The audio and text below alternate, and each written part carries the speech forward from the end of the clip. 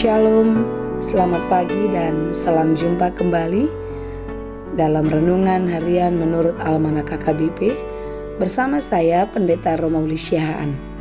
Apa kabar saudaraku? Ya, doa dan harapan saya, saudara selalu di dalam penyertaan Tuhan. Dan dimanapun kita berada, biarlah kasih setia Tuhan memberkati kita senantiasa.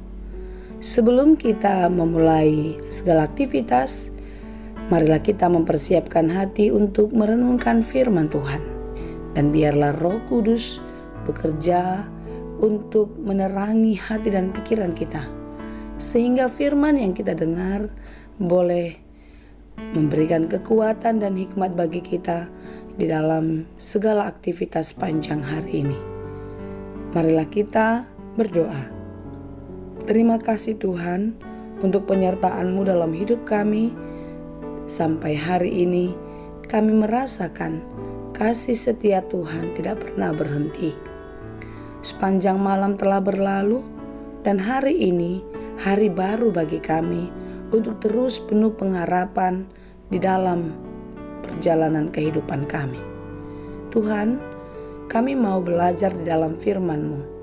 Kiranya Roh Kudus bekerja di dalam hati dan pikiran kami, sehingga firman yang akan kami dengar boleh bekerja dengan luar biasa, mengubah hidup kami menjadi pribadi yang baik di hadapan-Mu. Berfirmanlah Engkau ya Tuhan, sebab kami telah siap mendengar.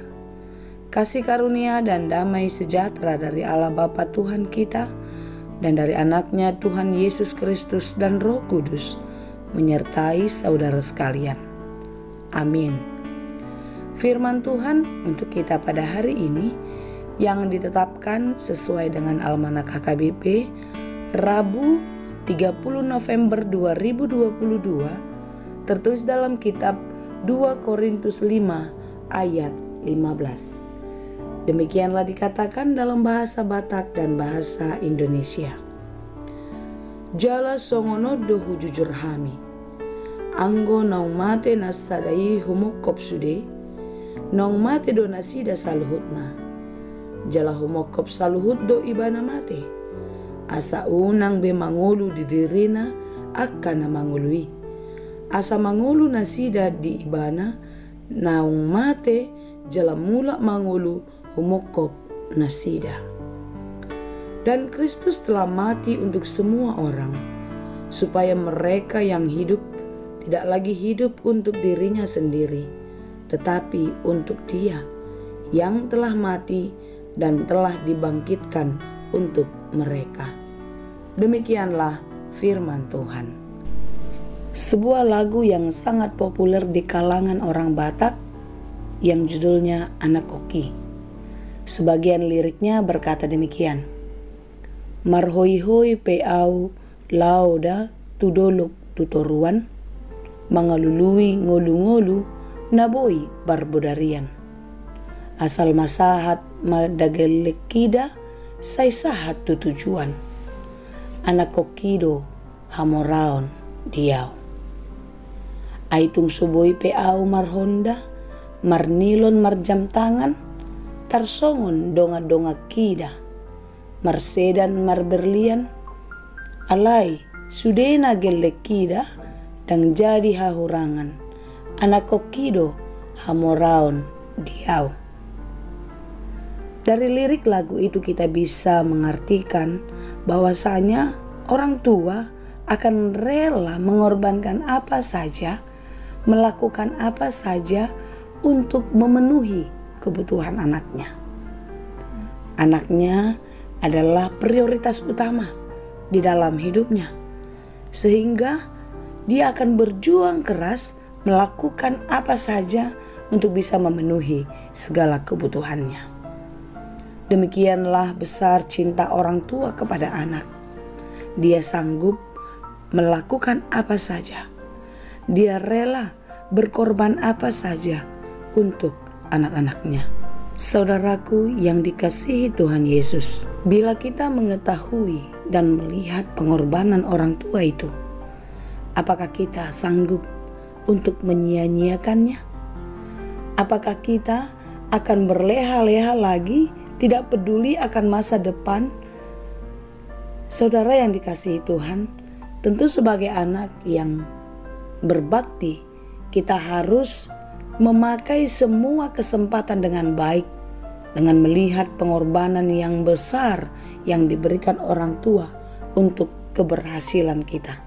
Kita tidak akan menyia-nyiakan waktu, tidak akan menyia-nyiakan kesempatan kita untuk belajar dengan baik, sehingga orang tua kita tidak perlu lagi semakin bersusah payah membanting tulang untuk memenuhi segala yang kita perlukan. Saudara yang dikasihi Tuhan, kalau manusia mampu melakukan itu, Tuhan kita jauh lebih besar kasih-Nya kepada kita anak-anaknya. Dan pengorbanannya pun tidak ada satu pengorbanan di dunia ini yang bisa mengimbanginya. Pengorbanan Yesus Kristus satu-satunya keselamatan kita. Dia mengorbankan hidupnya untuk keselamatan kita. Tuhan sudah membayar saudara dan saya dengan darah yang mahal. Oleh karena itu, hendaklah kita menyadari dan menghargai betapa besarnya pengorbanan Yesus Kristus di kayu salib, agar kita hidup di dalam sukacita yang abadi, di dalam kekekalan. Oleh karena itu, saudaraku yang dikasihi Tuhan, marilah kita merenungkan apa yang sudah dilakukan Yesus Kristus dalam hidup kita, orang-orang yang dikasihi-Nya. Ketika kita merenungkan, maka kita akan menyadari apa yang sudah kita kerjakan di dalam hidup ini. Ketika kita sudah ditebus, tentu kita tidak lagi menjalani hidup kita dengan sembarangan. Kita pasti menghargai hidup yang diberikan Tuhan kepada kita. Dosa telah merampas kemuliaan Tuhan atas hidup kita, dan kita hidup di dalam perbudakan dosa-dosa itu. Oleh karena itu, saudaraku yang dikasihi Tuhan, lihatlah betapa besar pengorbanan Yesus di kayu salib untuk menebus kita dan membayarnya dengan harga yang sangat mahal, sehingga kita tidak lagi menjadi pribadi yang cacat karena dosa, tetapi pribadi yang baru yang sudah dimurnikan di dalam kasih karunia Allah.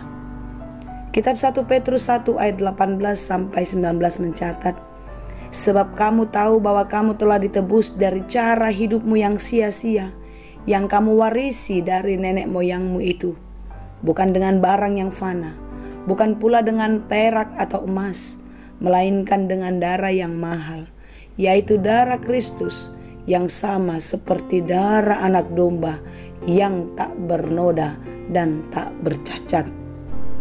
Kebangkitan Yesus Kristus pun membangkitkan kita dari kematian karena dosa.